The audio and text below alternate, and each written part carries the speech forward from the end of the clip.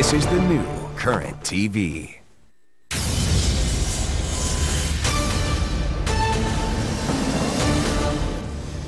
Which of these stories will you be talking about tomorrow? The arrests continue. 18 at Occupy Charlottesville as they human mic Dr. King's I Have a Dream speech. We refuse to believe that the Bank of Justice is bankrupt. Two more arrested in Minneapolis. I wanted to get my jacket. And in Phoenix, police say those protesting the Koch brothers-funded ALEC meeting tried to push through their lines, so then they pepper sprayed them. Maybe not. My whole face is burning right now, my eyes are stinging. But it doesn't mean I'm going to stop either. And in New York, Morello, Seeger, Crosby and Nash, and today, Jackson Browne. One party. It is freedom.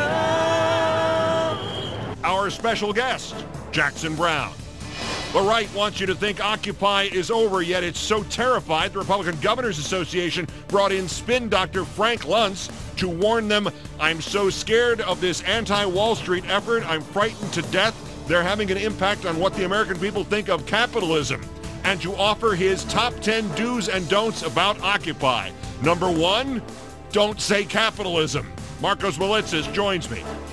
It's all true. A Chase vice president admits his bank pushed minorities towards subprime mortgages because, quote, we're going to make billions out of it, so who cares? The government is going to bail us out. The Mars rover hits the ground running, but there was a NASA shortcut. We may have just contaminated Mars with Earth germs. And after being pounded for advocating the repeal of child labor laws, Newt Breakfast at Tiffany's Gingrich doubles down. Let 13-year-olds become bookkeepers or assistant librarians. What if they became assistant janitors and their job was to mop the floor and clean the bathroom?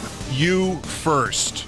All that and more now on Countdown. Get a job right after you take a bath.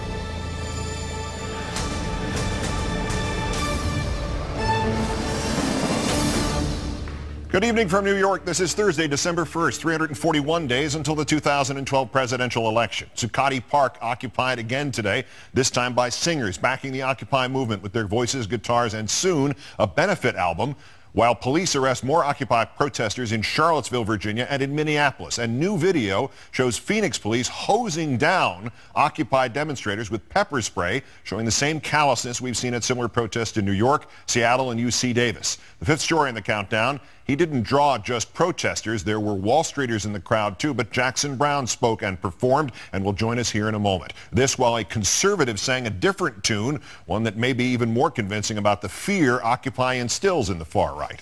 In New York, Zuccotti listeners treated first to music from Stephen Jenkins, vocalist and guitarist with the San Francisco alternative group Third Eye Blind. Mr. Browne following with a brief set, including this haunting song written by Stephen Van Zandt, I Am a Patriot. And I ain't no communist, but I ain't no capitalist, and I ain't no socialist, and I ain't no imperialist, and I ain't no Democrat, and I ain't no Republican, I ain't no one party, it is freedom. Jackson Browne and Third Eye Blind among more than 20 performers contributing to Occupy this album, a record to benefit the Occupy movement. Elsewhere in the Occupy movement today, Charlottesville, Virginia police arresting 18 protesters in Lee Park early this morning, charging all 18 with trespass. Occupy Charlottesville reportedly figuring out where to move to next. City officials may grant permission for a new camp in another park. Two more arrests today in Minneapolis following police pulling down tents in front of Minneapolis' downtown government center. Occupy Minnesota protesters had set up 30 tents, saying it's a public space, a people's plaza, and a county plaza, but a county sheriff insisting the tents were not allowed on government center property. In Boston, Occupy attorneys in court today to try to keep a court order in place that would allow protesters to remain there in Dewey Square. Boston Fire Marshal Bart Shea telling Superior Court Judge Francis McIntyre, people need to be removed from that site immediately. I fear for the life and safety of everyone on that property. This is the new national meme. You can block traffic in any city with smelly tents and booths as long as you call it a Christmas village and you accept Visa and MasterCard. The authorities magically fear no fire then. In Boston, the Occupy attorney Howard Cooper insisting safety was not the issue. The issue is a balance. Public safety doesn't defeat free speech. Judge McIntyre is expected to rule no later than December 15th on whether that court order and Occupy Boston can stay in place. From Phoenix, this is the video of police pepper spraying a crowd from the story we first reported last night. Occupy demonstrators on hand to protest a meeting of ALEC, the conservative legislation mill much beloved of the Koch brothers. Phoenix police claiming they used the spray after protesters tried to push their way through the barrier. One protester, and perhaps this videotape saying to the contrary, the cops just decide every once in a while, oh, let's just start spraying the crowd. It's like crowd control rather than any kind of defensive, measure. Exactly.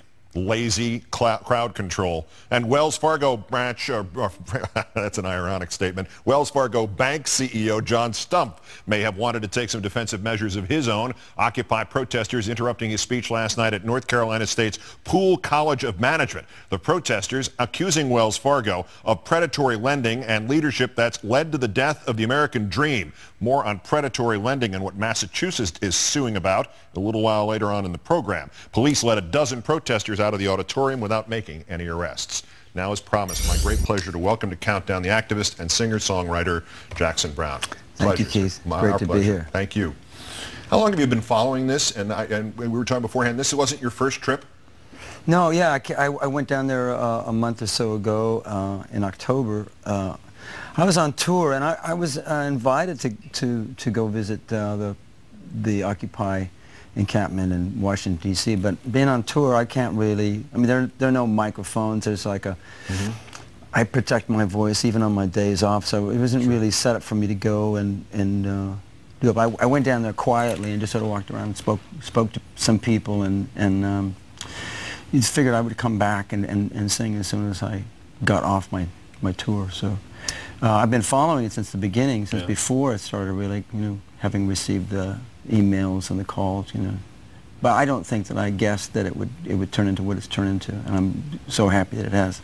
Particularly the extraordinary efforts being made to suppress it, to discredit it, to spray it, to claim it must be unhealthy, to say probably next thing is it could probably cause cancer. Who knows what the next claim will be. Well, it's a sign that it's being effective.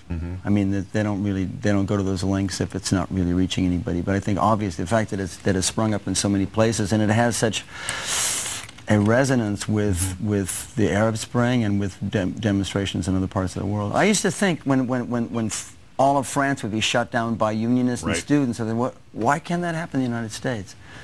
But I think that it is possible that this will really have a real effect on our electoral politics, and obviously we have people in Minneapolis, places all over the country concurrently, all at the same time, taking on the perceived ills, in this manner, because it's nonviolent, but it's extremely confrontational. And of course, anything you do to confront and question the authority of whether you can gather, I mean, I was wondering about the one in D.C. and whether or not they'll try to shut that down, because that would be really tacky. Yes, and easily exposed to just the people they don't want out there covering this, which would be all the Washington political reporters. So there's a reason to just sort of let it alone until at least the last minute. But that raises the question of what has been done in other places. We saw this at UC Davis 10 days ago, to horrible effect on the Davis crowd, and the pepper spraying that we did, the video we just showed from Arizona, which was yesterday. Does you've seen a lot of protests. Much of what you've done has been inspired by protest and has been relevant to protests throughout your career. When you see this being done as the lazy crowd control methods that it's being used for, I think they're freaking out. Yeah? They're just freaking out. I mean, to actually to empower their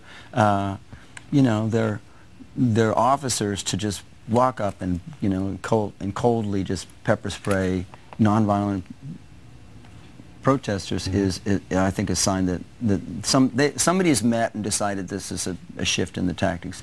I mean, if you've ever followed any of the COINTELPRO, there was a point at which law enforcement began to meet with federal agencies about crowd control and about really suppressing dissent. And so that there are those agencies who do that and connect law enforcement. You're not supposed to. Apparently, federal agencies are not supposed to be involved in local crowd control But I think they admitted the other day that there was a meeting, and but it's just like Gingrich talking about not being a lobbyist. Like I mean, there's a little bit of double talk going on there. But whether or not they're really telling people, okay, it's time to step it up, this is an embarrassment, or whether or not they're just individually, as a class of people, freaking out.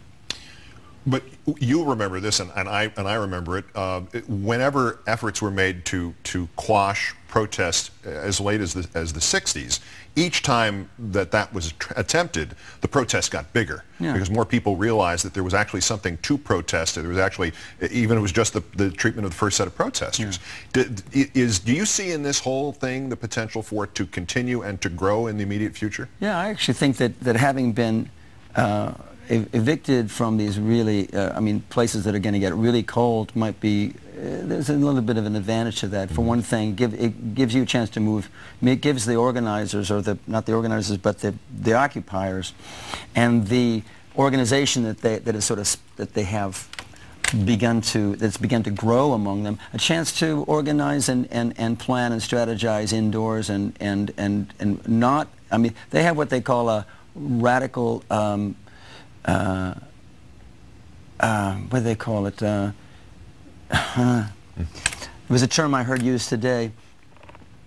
But a way of being transparent, a radical transparency, right. like so. I think that works to their benefit. At the same time, it also works to the benefit of those who wish to, undo you. I mean, I used to think that it was no big thing if they tapped my phone because, after all, I'm not doing anything wrong. Yeah, right. But if they can tap your phone, they can actually plot all kinds of dirty tricks against you, and that, I'm actually referring to a real case where, like, me and a bunch of people in Los Angeles were wiretapped by the LAPD on behalf of a right-wing computer database, and in the end there was a lawsuit, and they were made to stop and give up whatever information they had, and what the information they had on me was that I had sang at an anti-war rally, which is not. No kidding. They didn't have to tap my phone to find that out. So you don't know if they ever gave up the information they have, or what kind of nefarious activities. To say the least, it's un-American, it's illegal, and it's really against the principles of our country to prevent people from meeting, finding common cause, and to advance their vision of a prosperous future. So it's just. I think what's going to happen is in the spring we're going to find out what's really going on, and it'll be easier to do this kind of work. I mean, I think this is a galvanizing thing to have kept these encampments going under these conditions. What do you think took so long? I mean, we were also talking about this before we went on the air. There was a period of there was a trough period for protests in this country. I've always felt that Americans think things are really bad before they're really bad, but they're starting to get bad. Now I think it took so long because basically America's still the most prosperous place in the world, and then even when things are, people doing well, even when things are not going well, and now that there are people have seen in recent years, the evaporation of their future, their prospects, at the hands of the corporations that were supposed to be the paragon of achievement and of security. Yeah. Even as I'm thinking about it, that you mentioned that, it's an astute observation, because even in the 60s, in the time of protest, the people who were on the streets saying we have to fix this country still assumed we could fix this country. Right. We still had the opportunities to change it by democratic action and by protest and by song and all the rest of that. And there really seemed to have evaporated suddenly and been replaced by some sort of sense of desperation almost. Yeah, because I think perhaps because people realize that it's not enough to be.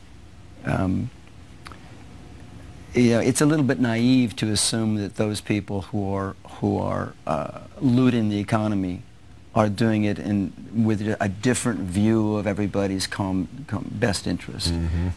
Some of them are just flat out criminals. Yeah. Some of them are just simply, laughing on their way back and forth to their private compounds and their surveillance systems and their private armies. I mean, there's really a very different version of prosperity, between those people who, the ultra-rich, and those people who have And there's a certain amount of pride. You know, humans are, there's a pride in the mastery of a situation.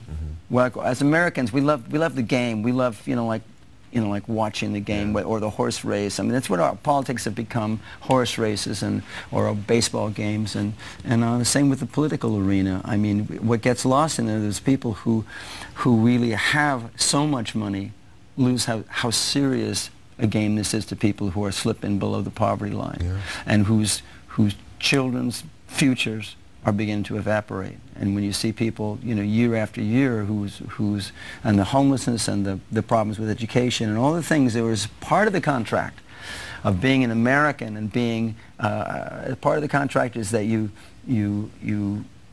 believe, you have expectations that if you work hard and you do your best, that certain things come your way. And that's turning out not to be true, and that will, I think, that will change the color of the whole, the debate and of the conflict ultimately. I think that it'll, I certainly hope that the occupations that are happening, they're happening in little places like Arcata, California. I think there's 20 tents on City Hall, and they said, okay, oh, please don't do it let's not do it in the town hall. Well, we see it. We get what you're talking about. Come over here at City Hall, and we'll, and they probably talk every day. I mean, in a way, I think that there's a workability in most American communities that may not be there when push comes to shove in the big cities, where there's a lot of face at stake here, in New York and in Los Angeles and Philadelphia, where,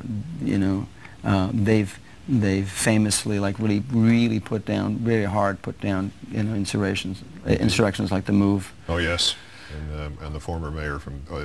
So there's a lot of pride on the part of the people who control things. And I think that exists, for the police too. Like today at Zuccotti Park, the police were they were cool, but we had somebody who spoke cop.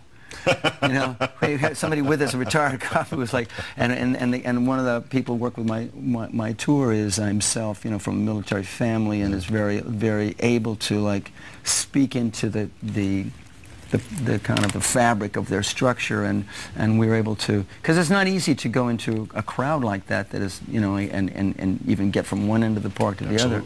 It's a small place.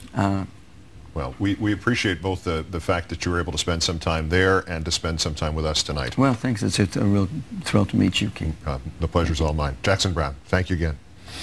And as I said, somebody else who can't sing a lick may have resonated even more than Mr. Browne did today. The GOP's top spinmeister telling the Republican Governor's Convention that he is, quote, frightened to death of Occupy, explaining to the governors why they should be too, and giving them a top 10 list of what to say and what not to say.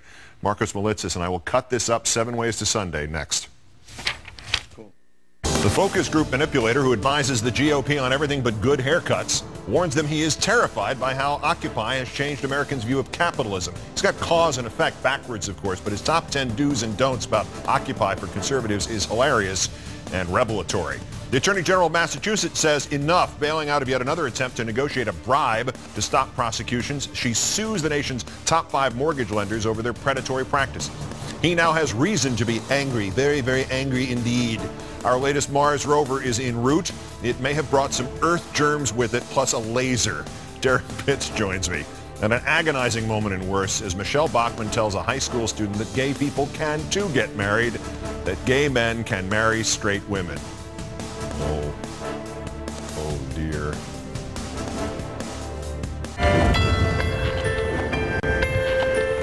Republican governors get a lesson in spin from the master of the dark art himself, Frank Luntz, the Republican pollster famous for such conservative talking points as recasting President Obama's health care reform as a government takeover and referring to the inheritance tax as the death tax, has now set his sights on Occupy Wall Street and validated it in the process. In our 4th story tonight, Luntz telling Republican leaders he finds the movement frightening, that they should prepare for voters to ask about such horrifying topics as income inequality and paying your fair share. Speaking at the Republican Governors Association yesterday, Luntz saying, I'm so scared of this anti-Wall Street effort, I'm frightened to death. They're having an impact on what the American people think of capitalism.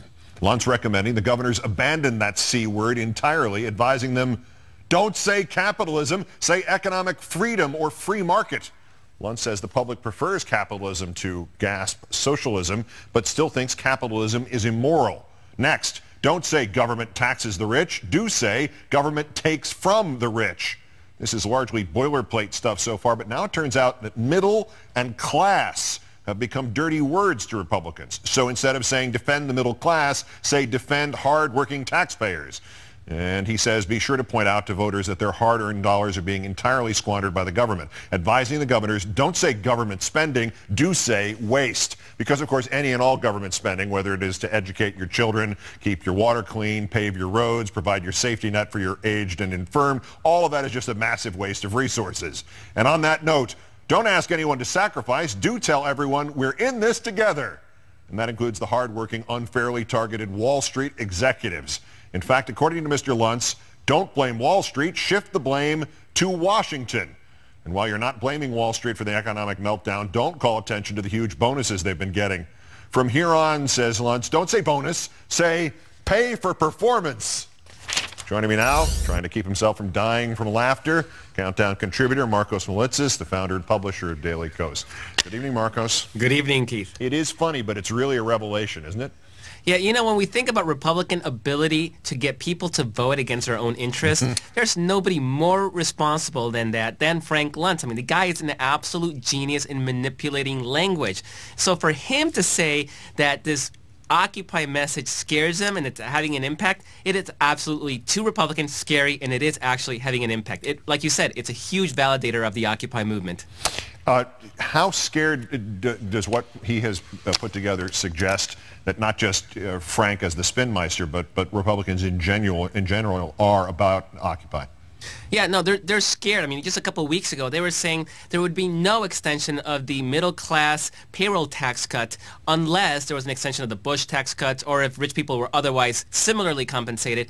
Just yesterday, I think it was, they actually backtracked on that. Now they're saying, well, we don't really want to be painted as really being against middle class, so maybe we'll consider that tax cut after all. So here's something. I mean, Republicans have not caved on any issue like that as far as I remember. I mean, nothing the Democrats did were able to do that. A bunch of ragtag occupiers were able to get Republicans to back down. Again, huge impact. Why not, one thing in there that just jumped out at me, why not mention the middle class? I thought, weren't some Republicans middle class, or are they just rich people and poor people voting against their own interests because they think they're going to win the lottery next month?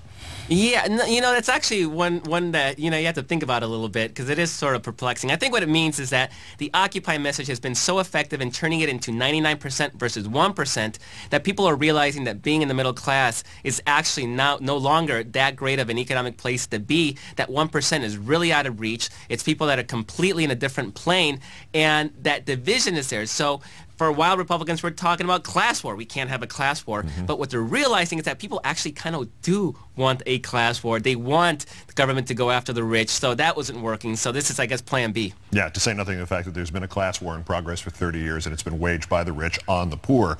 Luntz also said when talking to occupiers, Republicans should say, I get it, and then propose Republican solutions. Now, first off, those two things would seem to be contradictory, but is there really some sort of expectation, even in Frank Luntz's wildest dreams, that Republicans could somehow appeal to occupiers?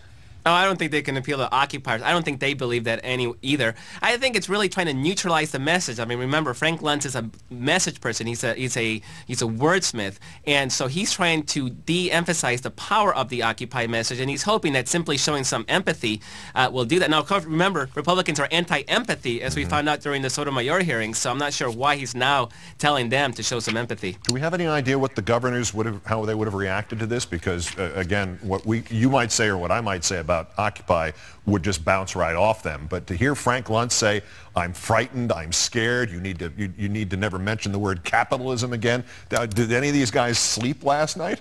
Yeah, no, I'm sure they were furiously scribbling down notes after that conversation. On their hands, as Republican governors tend to do. The founder and publisher of Daily Kos, Countdown contributor Markos Moulitsas, great thanks. Thank you very much. The Chase vice president who admits his company pushed minorities towards subprime mortgages knowing that whatever happened, the government would bail out the bank. Yep, everything you feared was true is true. Coming up. Like so many great pioneers before me, guided guided only by a dream. I'm embarking on a journey of TV, The Young Turks, hosted by Jake Uger. Live weeknights at 7/6 Central. Premieres Monday, only on Current TV. Massachusetts gives up on negotiation. It's suing the 5 top mortgage lenders it's their shameless manipulation of people who just wanted their own home. Next, first the sanity breaking on this date. Today, Bobby Valentine, the man who's managed the 3rd most games in Major League Baseball history without ever finishing in first place, was named the new manager of the Boston Red Sox. The former TV commentator's reputation as something of a bullcrap artist reinforced when his first comment at his first news conference was the seemingly self-deprecating observation that after his new boss said a few nice words of introduction about him, he, Valentine, was looking around the room for a teleprompter and didn't see one. His former colleague, Carl Ravitch of ESPN, promptly tweeted, quote, "Bobby V never used teleprompter at ESPN." Nice. Time marches on. We begin in the world of science when the president vowed at his inauguration that by the end of his first term, science would develop a robotic squid. We all thought he was crazy. But them geniuses at Harvard have finally come through.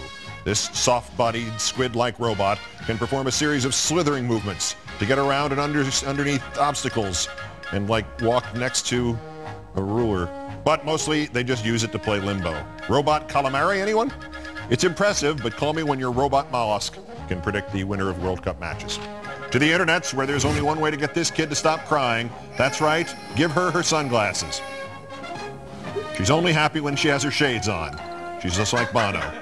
A little off to the side there. Can the kid get any cooler? Yes, when she flashes the peace sign. Finally, with Christmas season in full swing, Santa is swinging into a South Florida mall. Having never rehearsed this stunt while wearing his beard, Santa has run into some problems. As confused children, in fact terrified ones, watch from below, Santa tries desperately to free his caught beard. When he finally made it to the ground, sans beard, Santa declared that he was actually one of Santa's elves filling in for Santa. Yeah, that ought to take the whole scarring element out of it, scarring for life stuff. The oddest Santa performance since Billy Bob Thornton. Time marches on. Speaking of Christmas, just in time for the holidays, Newt Gingrich has something for the kids, especially those 14 and under. Jobs. Assistant janitor jobs. Again, he tries to sell this idea today. Ahead in Worse Persons. Do you suffer with back pain? Russ Hodges and the Dumont scoreboard will not be seen tonight, so we can instead bring you Countdown, the longest continuously running 8 p.m. news hour on cable, unless you consider Fox News. We're live each night at 8 Eastern. We call it our little leadership team. Massachusetts has today filed the first major lawsuit against the nation's biggest banks for unfair and deceptive foreclosure practices. In our third story on the Countdown, somebody finally ended the local and national pattern of simply negotiating a bribe from the banks to cover up their wrongdoing.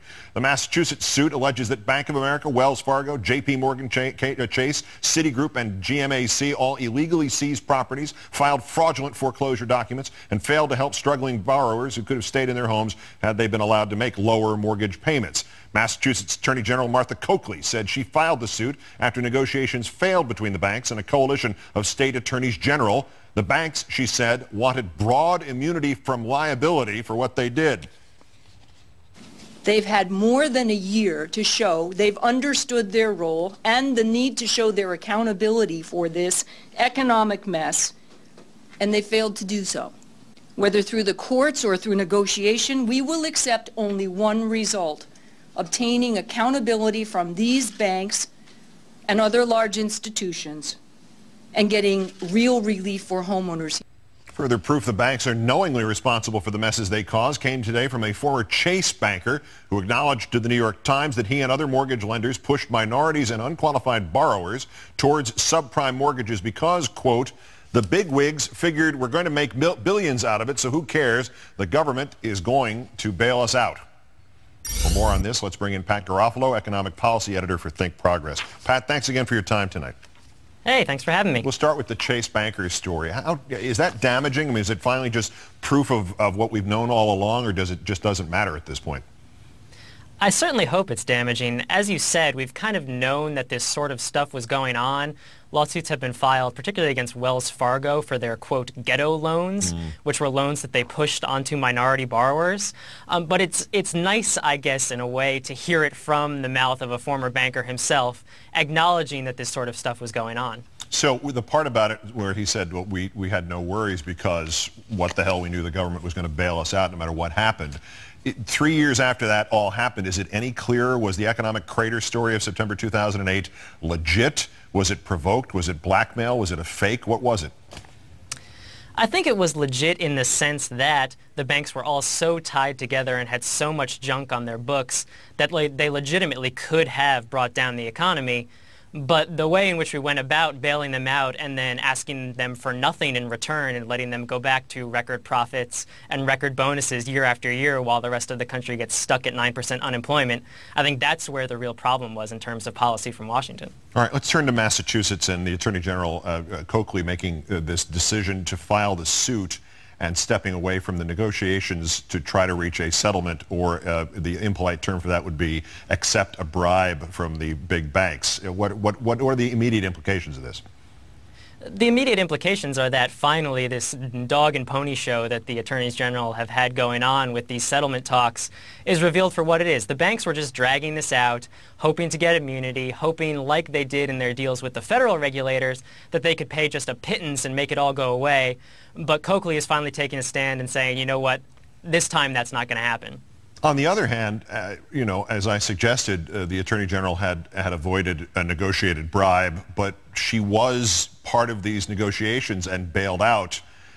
If she changed her mind and went in this other direction, even if it's just in reaction to the foot dragging by the banks, does it suggest that there's any momentum in any other quarter to actually prosecute these things and file these lawsuits rather than simply take the easy way out and cut some deal and announce this is a record fine when it's a drop in the bucket that's already been budgeted for by most of these banks? I think there have been a few good signs. In addition to Coakley, we've seen the New York Attorney General, Eric Schneiderman, say that he's going to start investigating and prosecuting banks. We saw a judge in New York, Judge Jed Rakoff, actually reject a settlement between federal regulators and Citigroup, saying that not only was the money not enough, but that the public deserves to know what actually happened with these fraudulent mortgage practices. So I think you're seeing some of the officials who actually have the power do the things that they can do to try and at least get this information forward.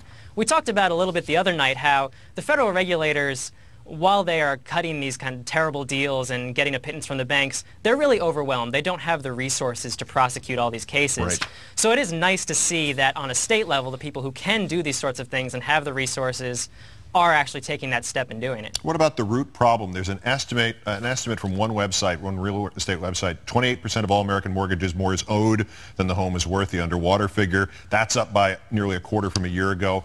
What do we do about that? I mean, let alone prosecutions and investigations. What about that problem? That actually is a huge problem in terms of economic recovery. We still haven't managed to wrap our hands around the kind of slow-burning crisis that has been the housing and foreclosure crisis. And until we do, the economic recovery is going to be held back. It's just a simple fact that if people are stuck in underwater homes, if people are being foreclosed upon, that drags down home values for entire neighborhoods. And we'll never really get out of this until that problem is solved. Pat Garofalo, Economic Policy Editor at Think Progress. Great thanks again, Pat. Thanks for having me. One of the top right-wing magazine website combinations turns out to have been funded by as much as 1/3 by the biggest big pharmacy lobbying organization. Worst Person's coming up on Countdown. That was only third place. We're on our way to Mars. Well, the rover Curiosity is on its way to Mars, equipped with cameras, sample collectors, transmitters, biological agents, and a laser ray gun. Great. Derrick Pitts joins us. And speaking of outer space, and an answer at once infuriating, hilarious, and personally tragic, as Michelle Bachmann explains to an Iowa high school girl that gay men can marry, they can marry women. Where's Person's next? The launch of the Mars rover Curiosity and the chance that the latest exploration vehicle has introduced Earth germs to Mars that will turn the place into a wasteland, or maybe they'll multiply and become super giant-sized amoebas or something. Derrick Pitts talks me down next. First, because these next people, well, the best analogy for them might be super giant-sized amoebas or something. Here, Countdown's top 3 nominees for today's Worst Person in the World. The bronze to the National Review, the right-wing non-profit magazine and website. Brought to you by AstraZeneca, Bayer, Bristol-Myers Squibb, GlaxoSmithKline, and Merck, the members of the Pharmaceutical Research and Manufacturers of America, PhRMA. It is revealed today that in 2009, the National Review rabidly anti-healthcare reform, stoking the fires of death panels, insisting drug companies were being persecuted. The National Review got about a third of its total donated income from pharma. So when conservatives were reading all that anti-healthcare reform crap in the National Review, they were not reading opinions, they were reading advertisements. The runner-up, Congresswoman Michelle Bachmann. This just in, she's still running for the Republican nomination, despite incredible gaffes. This is Bachmann at Waverly, Iowa, and it's presented not without sympathy for her situation. But listen to this agonizing self-revelation as she tries to answer a high school student named Jane Schmidt, who's an LGBT advocate. Remember, this is Michelle Bachmann, married to the pray away the teenage boy's gay Markos Bachmann. Then why can't same-sex couples get married? Well, they can get married, but they abide by the same law as everyone else. They can marry a man if they're a woman, or they can marry a woman if they're a man. Why can't a man marry a man? Because that's not the law of the land. So she's saying gay men should marry women because it's the law of the land. Oh boy. But our winner, once again, Newt Breakfast at Tiffany's Gingrich. Maybe his name needs to change from Breakfast at Tiffany's Gingrich to Child Labor Gingrich. He has today doubled down on his premise that the laws against child labor, instituted in the late 1800s and early 1900s to wipe out sweatshops and keep kids out of dangerous and even fatal jobs in mines and near conveyor belts and things, should be repealed. First, he had suggested poor kids be allowed to go to work as young as 13 as janitors. Evidently, he got some flack for that from the world. So today in Des Moines, he offered a kinder, gentler sweatshop for kids. What if you paid them part-time in the afternoon to sit at the clerical office and greet people when they came in? What if you paid them to work as the assistant librarian? What if and I'd pay them as early as is reasonable and practical. Okay? What if you, then we get into the janitor thing, and I get these letters written that say, janitorial work is really hard and really dangerous, and it's this and that. I go, fine. So what if they became assistant janitors, and their job was to mop the floor and clean the bathroom? So Gingrich has now modified his proposal from permitting child labor as janitors to permitting child labor as assistant janitors cleaning out toilets. He's also clearly tried to repackage the thing to dress it up as something other than what it is, forcing kids to work dangerous jobs at age 13. He's done this by introducing the rewards for the kids who become assistant librarians or assistant janitors who join the program. Ice cream. The ice cream truck comes by. The kid who's in the program walks up and buys their own ice cream. Their friend says to him, "How come you have money?" Gingrich added, "Are there no prisons?" "Plenty of prisons," said the audience. "And the union workhouses?" demanded Gingrich. "Are they still in operation?" "They are still," returned the audience. "I wish I could say that they were not." "The treadmill and the poor law are in full vigor then?" said Gingrich. "Both very busy, sir." "Oh, I was afraid from what you said at first that something had occurred to stop them in their useful course," said Gingrich. "I'm very glad to hear it." Newt Breakfast at Tiffany's Gingrich. Why don't you go clean out the toilet that you live in, sir? Today's worst person in the world.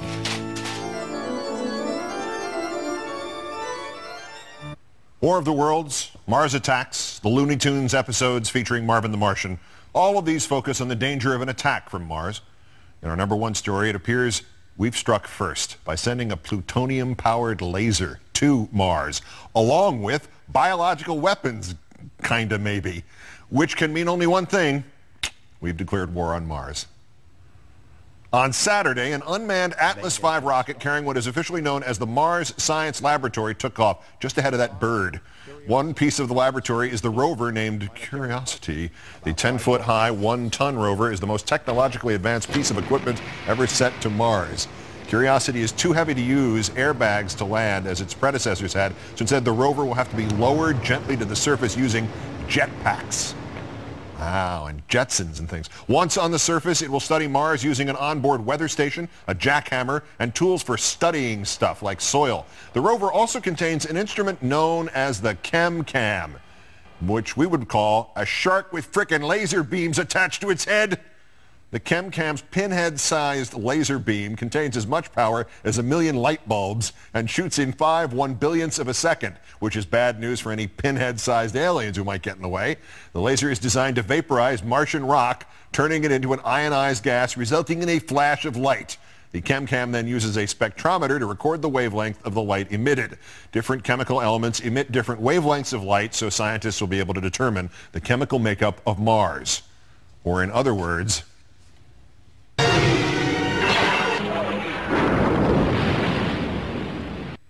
on that note, let's bring in Derrick Pitts, Countdown contributor and chief astronomer at the Franklin Institute in Philadelphia. Good evening, sir. How are you? I was just thinking about that as I heard that description of what it can do to Martian rocks, this laser. 10-foot high, 1-ton nuclear-powered laser. It's exactly the kind of weapon that Marvin the Martian had in the Marvin the Martian Bugs Bunny cartoons, only we're using it on them. Are we attacking Mars? We have to look on the back for the label that says Acme Rocket Company to see where it's from. Acme Intergalactic Rocket Company. That's the one. This is a remarkable piece of equipment. It is huge. This is like the Humvee of planetary rovers. It's such a big piece of equipment and so well equipped. But this is the next step for NASA scientists to try to figure out whether or not Mars has ever had an environment where it may have been possible for life to develop. So this is a really great piece of equipment that's going to help us understand so much more than we did before. Yeah, but the bottom line still is we go someplace new and we start destroying it. Didn't we learn anything about Earth? Well, the thing about this is that the way that we go about this actually is to just get little tiny samples, and from those little tiny samples be able to do a lot of analysis. You know, the point is that we don't really want to try to do very much destructive stuff on Mars at all. We're not really trying to harm the planet at all. But if we can just get a little bit of sample material that we can analyze, that'll help us tell an awful lot. And the instruments that are being used are so excellent that they really can use a very small sample amount to tell us what we need to know. Yeah, you know what? Tomorrow they'll be fracking on Mars, and then they'll have these cute college kids saying, "Oh, maybe it's a good thing" in the ads on Martian TV. And can I sell you some shares in the mines that I'm going to establish there? Hey, in 1,000 years, I wouldn't be a bit surprised. Back to the rover. All right, I'll put away my complaints for a second. Okay. Is it microbial life? Is it only the environmental suitability of life? What could it actually tell us? Yeah, the story is that we're trying to figure out whether or not the planet in some location, in the particular location where it's going, called Gale Crater, it's about a 100-mile wide crater. We're trying to figure out if this might have been a place where there was an environment that could have been conducive to the development of life. It's really important, Keith, that this process be done in very small steps, very accurate steps, to make sure that we don't jump to any conclusions about what could have been on Mars or what still could be, because another objective is to try to see if there is an environment present today that would allow life to develop. All right, speaking of microbial life, they revealed today that project developers may not have properly sterilized some drill bits aboard Curiosity. They might have Earth germs on them, a very small chance of it, but it's possible. Is that like the beginning of the end of potential life on Mars going forward? Because, you know, that's how, as I recall, that's how we killed the Martians off in the documentary The War of the Worlds, when the Martians came here and caught colds and died in Los Angeles. And we were very effective at getting rid of them that way. Right. Well, in this case, if we want to talk about contamination of Mars, this particular spacecraft has been better sterilized than any of the other spacecraft we have sent to Mars in the history of our exploration. So if there was some contamination that was going to be done by a spacecraft we sent to Mars, it would have happened by the other spacecraft we've already sent there. So we can talk about the chance of that contamination being higher than it would be if we had actually done the sterilization properly, but the real chance of that happening is pretty much slim to none. Right. Of course, that remains to be seen. Right. When the giant 26-foot tall microbe comes around the corner and eats the rover, I'll have the last laugh on that one. And then comes back home. Yeah, it takes takes the ship back and it heads for home. Yeah. Right. What's with the jetpacks? Is this where all the jetpacks we were promised they're being used to land this damn thing? I really hope that one of the spin-offs that comes out of this project actually is those jetpacks that we were promised. Where's mine? So this is a really interesting and exciting way to do this. It's going to be an exciting thing to see come next August when it actually happens, to see how these jetpacks actually lower this big craft. And the video we just showed of the jetpack looked exactly like the one that they blew around at the 1964-65 New York City World's Fair. So there you go. Yeah, there's the tech. The chief astronomer, it's advanced so much in the interim. The chief astronomer at the Franklin Institute in Philadelphia and good sport and countdown contributor Derrick Pitts. As ever, great thanks for your time, Derrick. I'll give you a ride in my jetpack when I get it. Thank you, Con. Go Thank you. Hunting for microbes. That's Countdown. I'm Keith Olbermann. Good night and good luck.